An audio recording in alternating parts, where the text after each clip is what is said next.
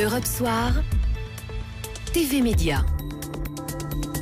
Bonsoir Eva Rock. Bonsoir Isabelle, bonsoir à tous. Alors Eva, si on devait retenir une tendance télé en cette année 2016, ce serait quoi ? Incontestablement, la production de séries télé. Il y a quelques jours, je vous évoquais la bonne santé de la fiction française qui détrône en termes d'audience les séries américaines notamment. Eh bien, ces dernières se portent bien, très bien même. Et la tendance 2017 est identique. On estime que 500 séries seront proposées aux États-Unis l'an prochain. En 6 ans, écoutez bien, la production a augmenté de 110%. Ah oui, quand même. Et vous l'expliquez comment, cette frénésie ? Alors, la multiplication des plateformes de VOD, les vidéos à la demande de type Amazon ou Netflix, est une première explication. Ces nouveaux médias, en fait, ont commandé des séries exclusives et ça va continuer. Netflix a d'ailleurs annoncé que 6 milliards de dollars seraient de nouveau investis en 2017 pour la création de contenu.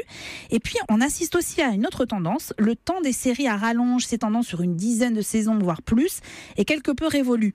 Les studios américains préfèrent en fait miser sur la qualité d'un scénario, quitte à tuer leurs personnages d'ailleurs, pour des séries moins longues, une tendance qui pousse aussi à multiplier les productions. Donc 2017 sera encore l'année de la fiction, mais aussi de la nostalgie. La nostalgie, pourquoi vous nous annoncez le retour de vieilles séries ? Exactement, peut-être vous souvenez-vous de ce générique.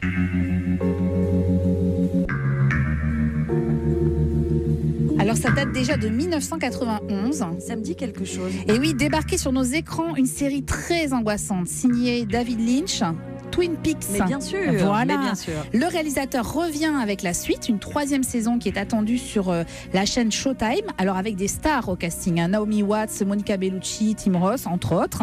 On attend également dans les prochains mois 10 nouveaux épisodes de la série Prison Break.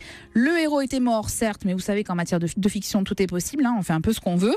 Mort aussi le héros de 24 heures chrono, et pourtant la fiction renaît de ses cendres, mais là avec un nouveau personnage. Et puis, au mois de mai, on assistera au retour sur Netflix de Star Trek. Alors, le titre exact, c'est Star Trek Discovery, avec de nouveaux personnages à la recherche de nouveaux mondes et autres civilisations. Autant vous dire que je ne suis pas prête d'éteindre mes écrans, mais on reparlera de tout ça en 2017. Vivement 2017. En attendant, pour finir cette semaine, vous nous conseillez quoi, Eva ? Une voix, un style, un homme.